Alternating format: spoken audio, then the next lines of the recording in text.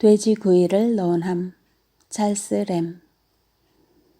나의 친구 토마스 매닝이 친절하게도 읽고 설명을 해준 중국의 사본에 따를 것 같으면 인류는 최초의 7만 년 동안 산 짐승의 날고기를 손톱으로 쥐어 뜯거나 이로 뜯어서 먹었다고 하는데 오늘날 아비시니아에서 날고기를 먹는 것과 똑같았다는 것이다.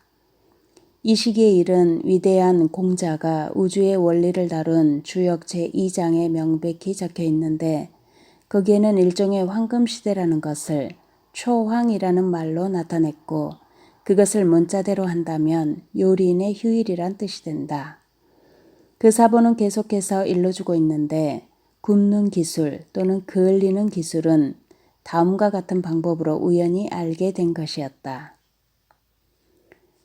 어느 날 아침 돼지지기 호티란 사람은 여느 때와 마찬가지로 돼지에게 먹일 도토리를 주워오려고 숲속으로 가고 오막살이 집은 큰아들인 보보에게 지키라고 했는데 그 녀석이 아주 칠뜨기여서 그 또래의 아이 녀석들이 좋아하는 불장난을 하다 불똥을 집단에 튀게 하는 바람에 순식간에 불이 확 퍼져 그 알량한 오두막집을 홀딱 불살라버리니 결국 몇 줌 안 되는 재만 남게 되었다.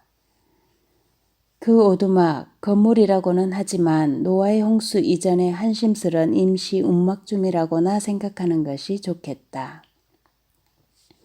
그 오두막과 운명을 같이 해서 집보다 더 중요한 것, 즉 갓 낳은 한 배의 돼지 새끼 9마리도 모두 죽고 말았다.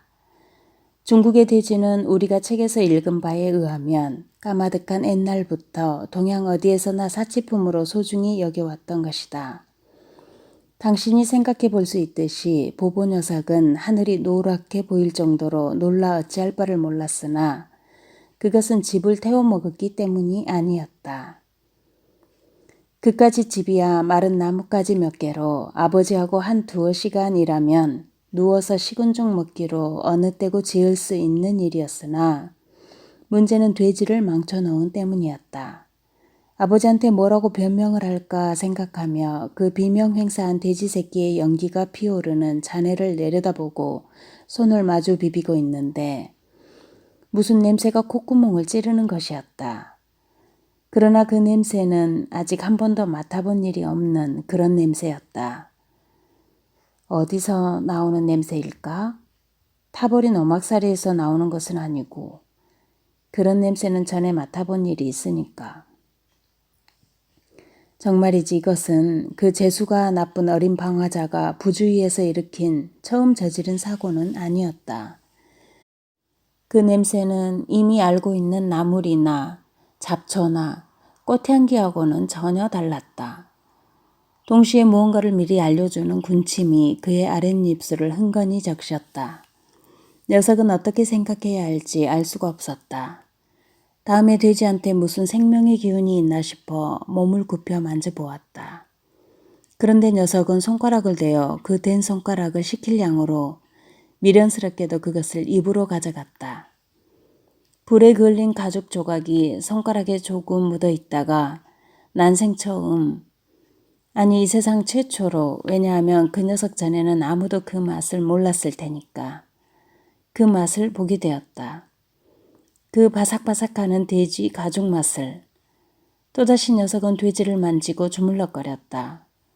이번에는 뭐 별로 되지도 않았는데 일종의 버릇처럼 손가락을 핥았다. 마침내 그 어리석고 둔한 꼴통이 진상을 깨닫게 되었다. 그렇게 냄새를 풍긴 것이 다름 아닌 돼지였다는 것과 그렇게 맛이 좋았던 것도 돼지라는 것을 알게 되었던 것이다. 이 처음 생겨난 재미에 정신이 팔려 녀석은 불에 탄 가죽과 거기 붙은 살점을 한 줌 두둑이 찢어내어 짐승이 먹는 식으로 목구멍에다 잔뜩 우겨 넣었다. 바로 그때 녀석의 아버지가 혼벼락을 내주려고 몽둥이를 거머잡고 연기나는 석가래 사이로 들이닥쳐 일이 이쯤 돼 돌아가는 것을 발견하고 피도 안 마른 망나니 녀석 어깨에다가 몽둥이 찜질을 시작했다. 그렇지만 보보 녀석은 이런 지독한 몽둥이 세례를 파리가 기어다니는 정도로 무시해버렸다. 녀석이 아랫배 있는 데서 맛보는 간질간질한 쾌감은 제 몸뚱이 먼 구석에서 느껴지는 불편 정도는 전혀 무감각하게 해놓는 것이었다. 아버지는 계속해서 두들겨 팼지만 아무리 때려도 녀석이 깨끗이 먹어치울 때까지는 돼지한테서 떨어져 나가게 할 수는 없는 일이었다. 그러자 녀석은 제 처지를 어느 정도 알아차리게 되고 다음과 같은 대화가 오가게 되었다. 이 버르장머리 없는 자식아, 대체 무엇을 헤쳐먹는 게냐? 개망난 이 버릇을 못 버리고 집을 세 채씩이나 불살라 먹고도 모자라냐? 이 벼락을 맞을 놈. 그런데 내 놈이 불을 처먹고 있는 게 아니냐? 내 참 알다가도 모르겠다. 거기에서 처먹은 게 뭐냔 말이다. 아이고 아버지, 돼지예요 돼지. 와서 불탄 돼지 맛이 얼마나 좋은지 맛이나 좀 보시라니까요. 호티의 양쪽 귀는 공포로 왱왱 울렸다. 그는 아들을 저주하고 불에 탄 돼지를 먹는 자식을 낳은 자신을 또한 저주했다. 보보는 아침부터 놀랍게도 후각이 날카롭게 되어가지고 금방 또 한 마리의 돼지를 끌어 잡아당겨서 완전히 두 동강 나게 찢더니 작은 쪽 반을 강제로 호티의 소나기에다 밀어넣으면서 여전히 외치는 것이었다. 잡숴봐요. 잡숴봐 아버지. 불탄 돼지를 잡숴봐요. 맛만 보시라니까요. 아이 참. 이렇게 야만인처럼 소리를 지르면서 숨이 막힐 것 같은데도 줄곧 쑤셔넣는 것이었다. 호티는 이 망측스런 물건을 움켜잡고 있는 동안 뼈마디라는 뼈마디가 죄다 쑤시는 것 같았다. 아무리 제 자식이지만 이 회개한 어린 괴물을 죽어버려야 하지 않을까 망설이고 있는 동안에 아들 녀석이 그랬듯이 불탄 돼지 가죽에 손가락을 대어서 같은 방법으로 손가락을 입에 갖다 댔다가 이번에는 아버지가 그 맛을 보게 되었다.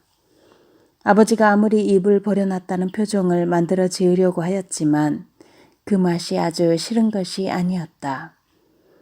결국 두 부자가 정식으로 한 상 차리고 앉아 남은 찌꺼기까지 싹 먹어치웠다.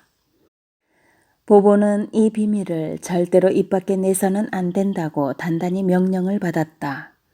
왜냐하면 하느님이 내려주신 맛 좋은 고기보다 더 맛있게 먹을 생각을 할 수 있었던 이 못된 놈들을 이웃 사람들이 틀림없이 돌로 쳐 죽일 것이기 때문이었다. 그럼에도 불구하고 이상한 이야기가 떠돌아다녔는데 그것은 호티 오두막집이 그전보다 자주 불이 난다는 사실이었다. 이때부터 오두막집에서는 불밖에 나는 게 없었다. 어떤 때는 대낮에 나고 또 어떤 때는 밤중에 났다. 암돼지가 새끼를 낳기가 무섭게 호티의 집은 화염에 쌓였다. 그리고 더욱 명백해진 사실은 호티가 아들을 매질하는 대신 전보다 훨씬 더 멋대로하게 내버려 둔다는 점이었다. 결국에 두 부자는 감시를 받게 되었고 그 무서운 비밀이 발각되어서 그때만 해도 하찮은 규모의 도읍이던 북경으로 재판을 받기 위해 소환되었다. 증거가 제시되고 그 눈총을 받는 고기 자체도 법정에 제출되고 판결이 막 선고되려고 하는데 바로 그때 수석 배심원이 범인이 고발당하고 있는 바로 그 불에 탄 돼지고기를 조금 배심원석에 건네줄 것을 요청했다. 수석 배심원들도 그것을 만져보고 그 밖에 다른 배심원들도 모두 그것을 만져보았다. 그런데 보보와 그 아비가 전번에 당했던 것처럼 모두 손가락을 대었고 그들 각자는 자연히 보보 부자와 똑같은 요법을 취하게 되었으며 모든 사실이 뚜렷하고 판사가 내린 명백한 죄가가 있음에도 불구하고 전 법정, 장안 사람들, 외국 사람들, 통신원들 그리고 나와 있던 모든 사람들이 놀라 자빠지게 배심원 자리를 뜨지 않고 아무런 의논 한마디도 없이 일제히 무죄 판결을 내리고 말았다.